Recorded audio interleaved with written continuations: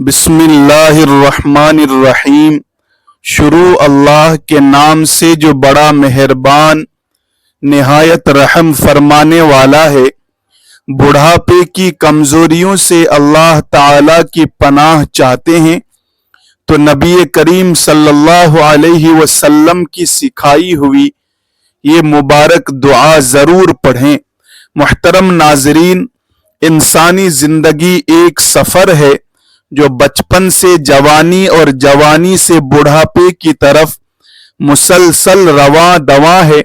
یہ دنیا دارالامتحان ہے جہاں ہر مرحلہ اپنے ساتھ آزمائش اور حکمت لے کر آتا ہے۔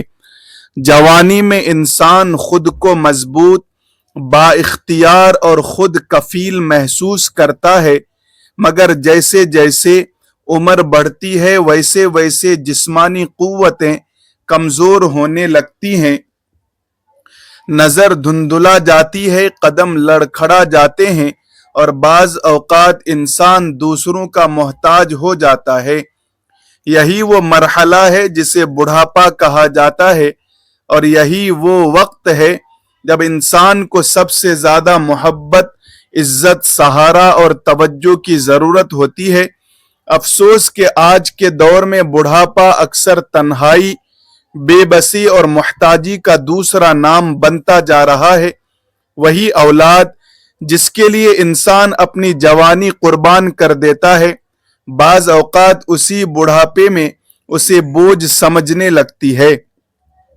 یہ ایک تلخ حقیقت ہے کہ دنیا کی محبتیں عارضی ہیں، مگر اللہ کی رحمت اور اس کی پناہ ہمیشہ باقی رہتی ہے۔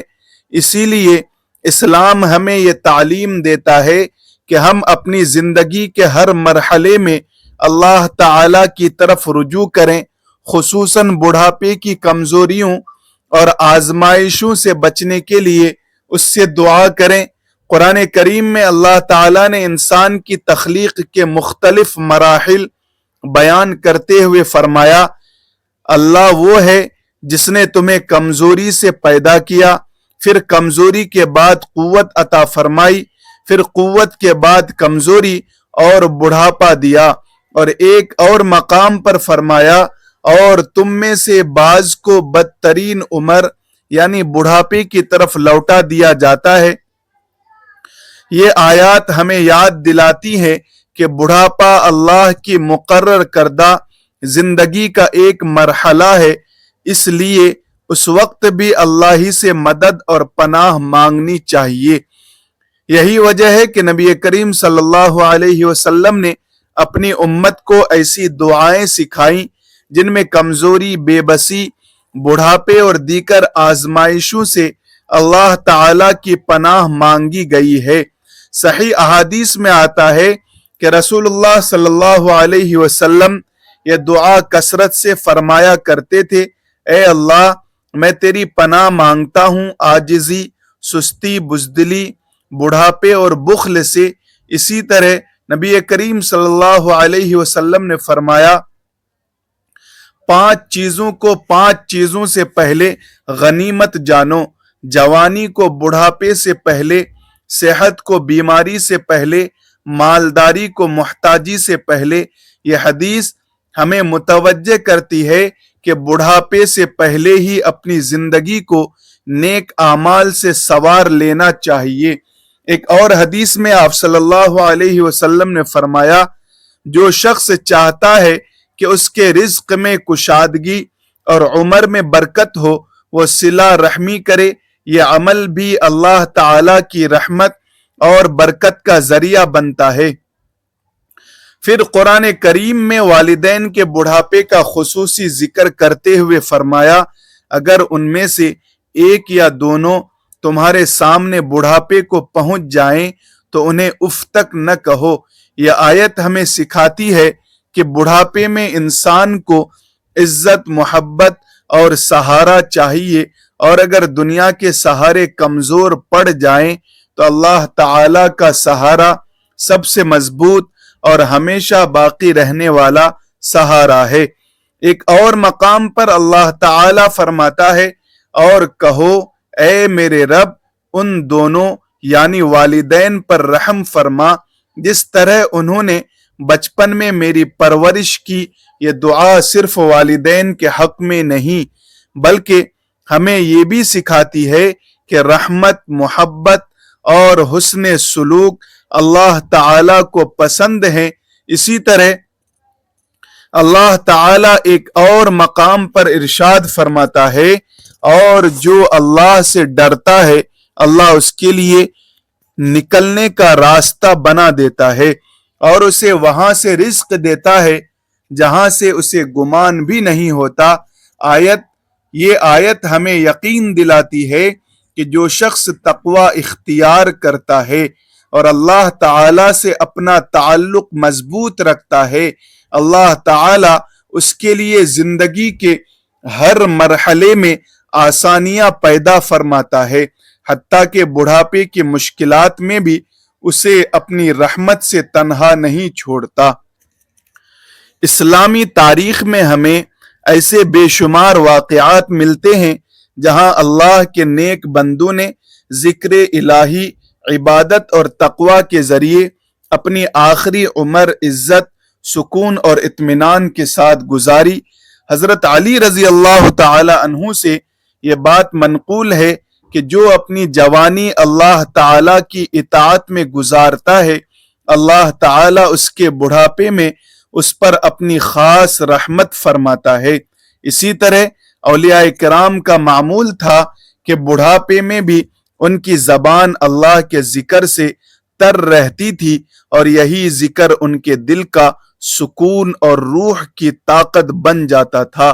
اصل حقیقت یہ ہے کہ بڑھاپے کی کمزوری صرف جسم کی نہیں ہوتی بلکہ روح کی بھی ہوتی ہے۔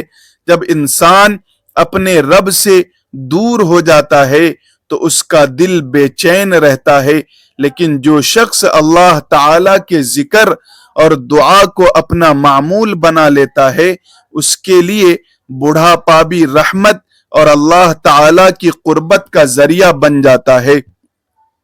اسی لیے نبی کریم صلی اللہ علیہ وسلم نے اپنی امت کو ایسی عظیم دعائیں سکھائیں جن کے ذریعے بندہ اپنے رب سے کمزوری، سستی، بزدلی، بڑھاپے کی آزمائش اور دیگر تکلیفوں سے پناہ مانگتا ہے۔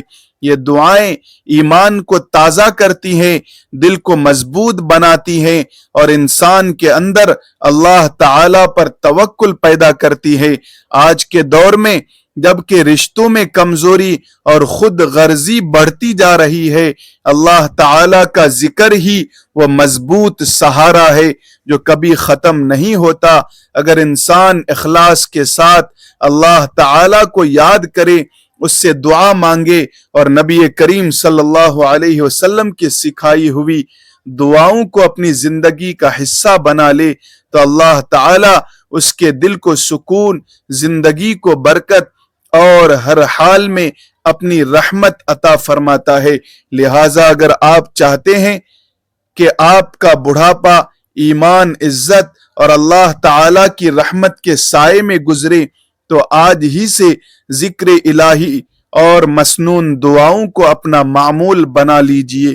یہی وہ خزانہ ہے جو انسان کو دنیا میں بھی سکون دیتا ہے اور آخرت میں بھی کامیابی کا ذریعہ بنتا ہے۔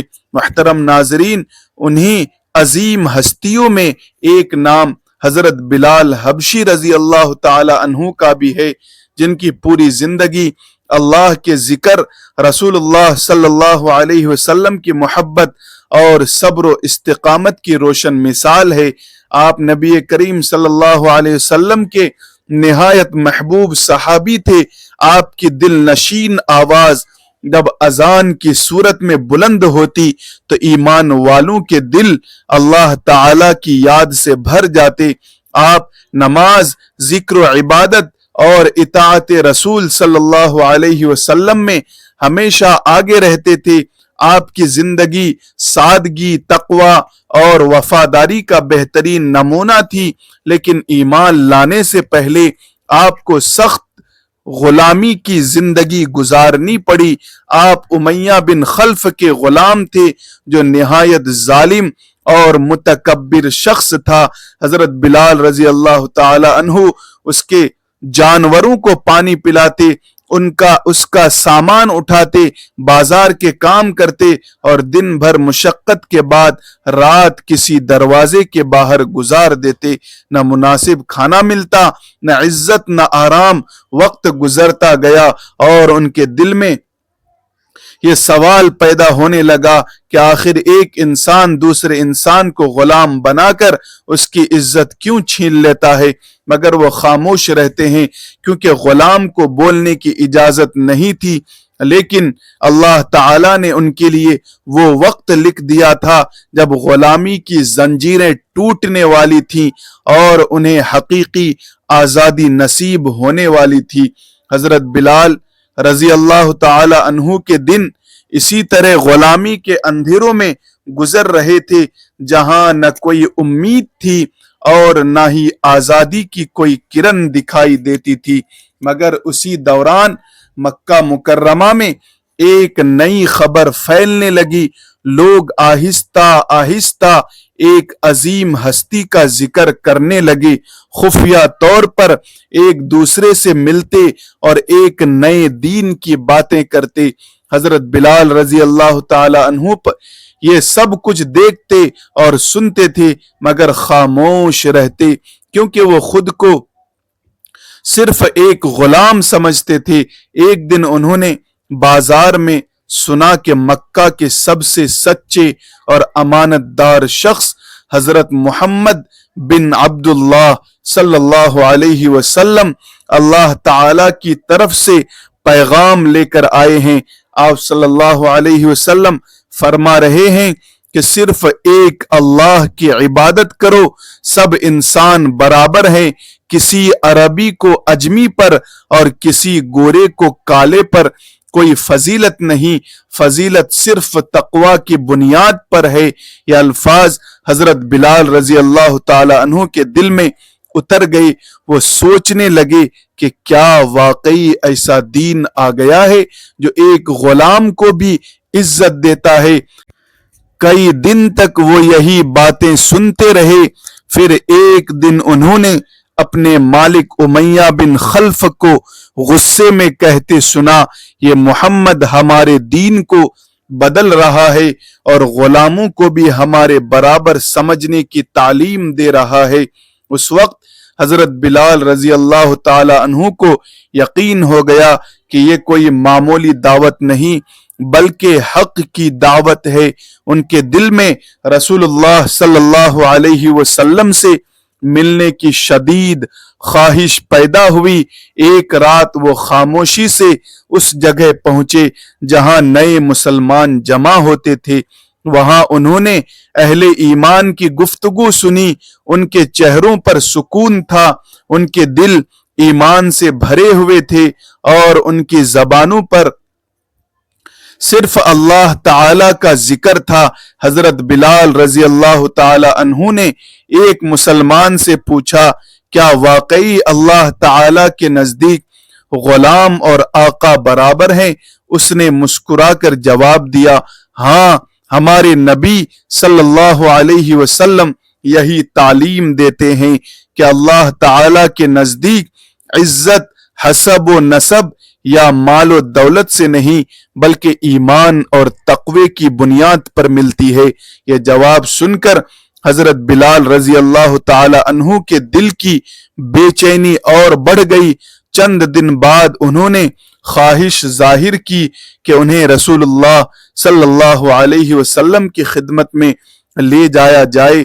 جب وہ آپ صلی اللہ علیہ وسلم کے سامنے حاضر ہوئے تو چہرے انور کا نور، شفقت بھری نگاہیں اور محبت سے بھرپور انداز دیکھ کر ان کا دل پگھل گیا۔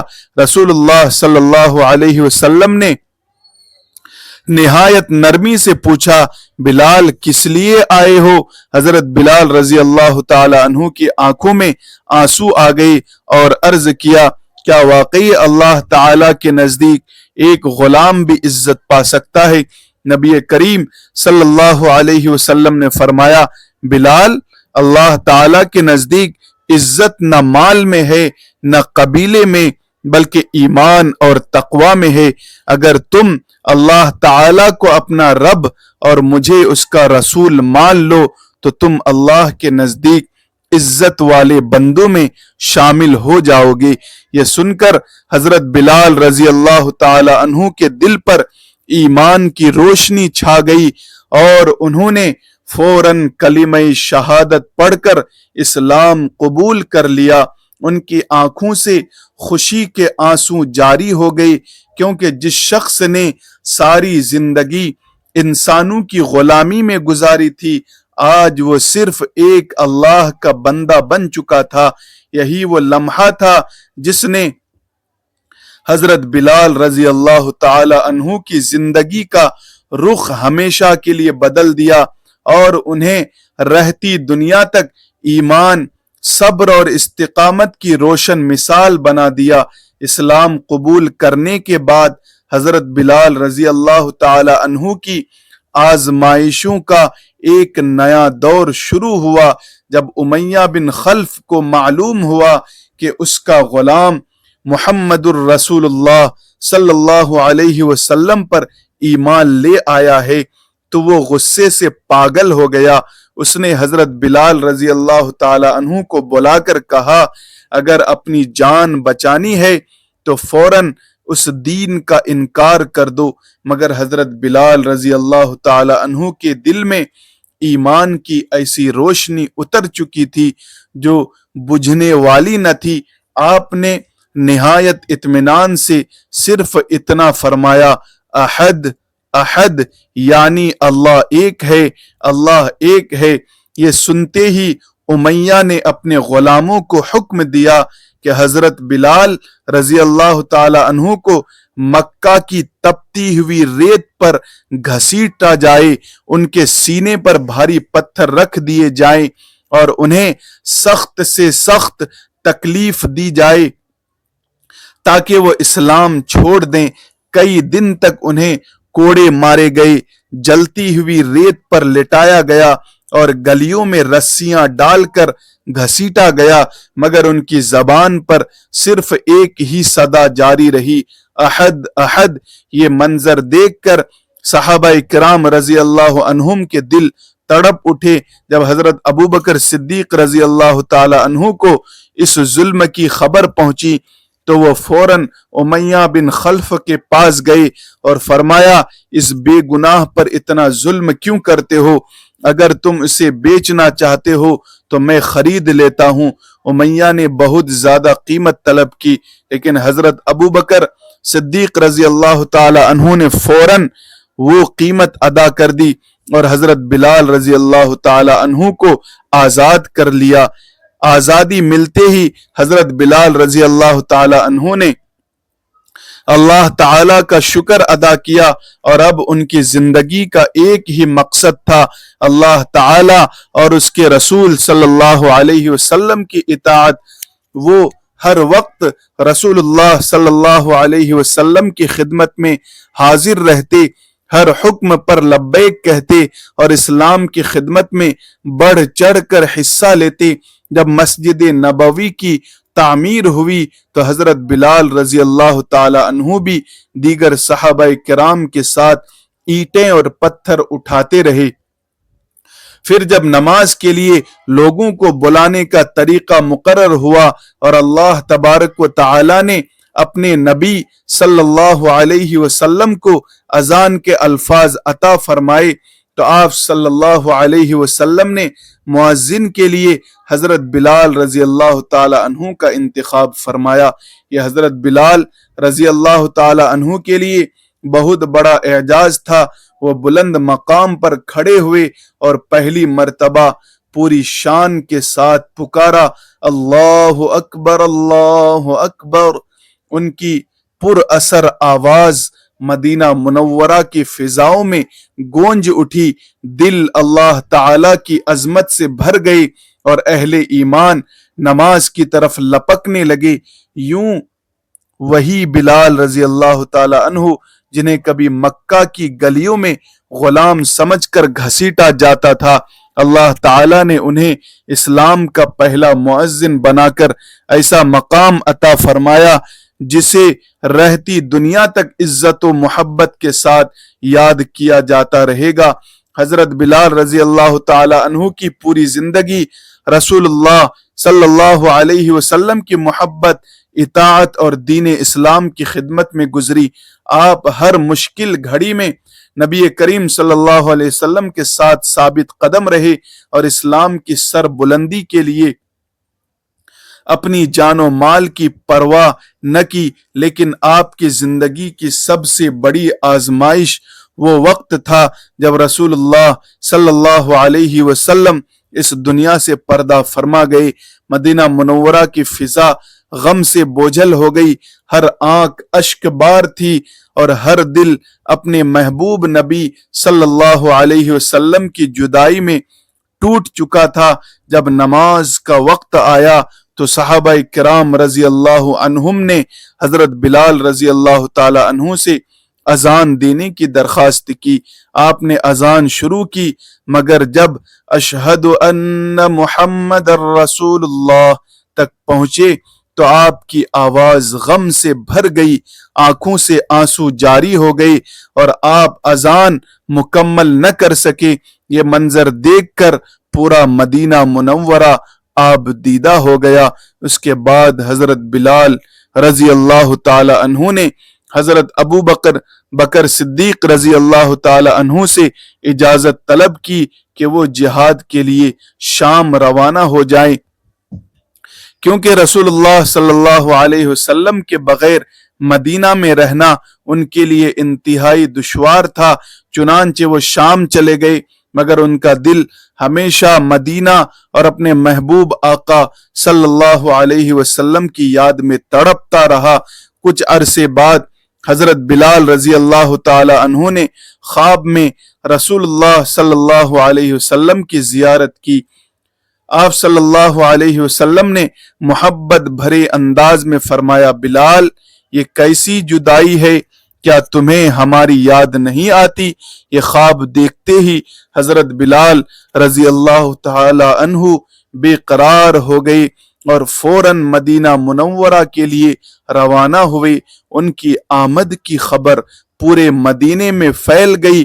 حضرت حسن اور حضرت حسین رضی اللہ تعالی عنہما نے نہایت محبت سے عرض کیا، اے بلال، آج ایک مرتبہ پھر اذان دے دیجئے تاکہ ہم وہ مبارک آواز دوبارہ سن سکیں جو رسول اللہ صلی اللہ علیہ وسلم کے زمانے میں مدینے کی فضاؤں میں گونجا کرتی تھی۔ یہ درخواست سن کر حضرت بلال رضی اللہ تعالی عنہ کی آنکھیں نم ہو گئی، مگر انہوں نے اپنے محبوب نبی صلی اللہ علیہ وسلم کی یاد میں اذان دینے کا ارادہ کر لیا۔ حضرت حسن اور حضرت حسین رضی اللہ تعالی عنہما کی محبت بھری درخواست پر حضرت بلال رضی اللہ تعالی عنہ اس مقام پر تشریف لے گئے جہاں سے وہ رسول اللہ صلی اللہ علیہ وسلم کے زمانہ مبارک میں اذان دیا کرتے تھے۔ جیسے ہی آپ نے اللہ اکبر کی صدا بلند کی، مدینہ منورہ کی فضا ایمان سے گونج اٹھی اور لوگوں کی آنکھیں اشک بار ہو گئی۔ لیکن جب آپ اشہد ان محمد الرسول اللہ تک پہنچے تو اپنے محبوب آقا صلی اللہ علیہ وسلم کی یاد میں آپ کی آواز بھر آئی، آنسو جاری ہو گئے اور اذان مکمل نہ ہو سکی۔ پورا مدینہ رسول اللہ صلی اللہ علیہ وسلم کی محبت میں رونے لگا۔ حضرت بلال رضی اللہ تعالی عنہ کی یہ محبت، وفاداری اور استقامت ہمیں یہ سبق دیتی ہے کہ سچا ایمان انسان کو ہر حال میں اپنے رب اور اپنے نبی صلی اللہ علیہ وسلم سے وابستہ رکھتا ہے۔ اللہ تعالی ہمیں بھی اخلاص کے ساتھ اپنی عبادت کرنے، سنت نبوی صلی اللہ علیہ وسلم پر عمل کرنے اور خاتمہ ایمان پر نصیب فرمانے کی توفیق عطا فرمائے۔ آمین۔ اگر یہ بیان آپ کو پسند آیا ہو تو اسے زیادہ سے زیادہ شیئر کیجئے تاکہ دوسرے مسلمان بھی اس سے فائدہ اٹھا سکیں۔ ویڈیو کو لائک کریں، اپنی قیمتی رائے کمنٹس میں ضرور لکھیں اور NH دینی وائس کو سبسکرائب کر کے بیل آئیکن ضرور دبا دیں تاکہ آئندہ بھی مستند اور ایمان افروز اسلامی بیانات آپ تک سب سے پہلے پہنچتے رہے۔ السلام علیکم ورحمۃ اللہ وبرکاتہ۔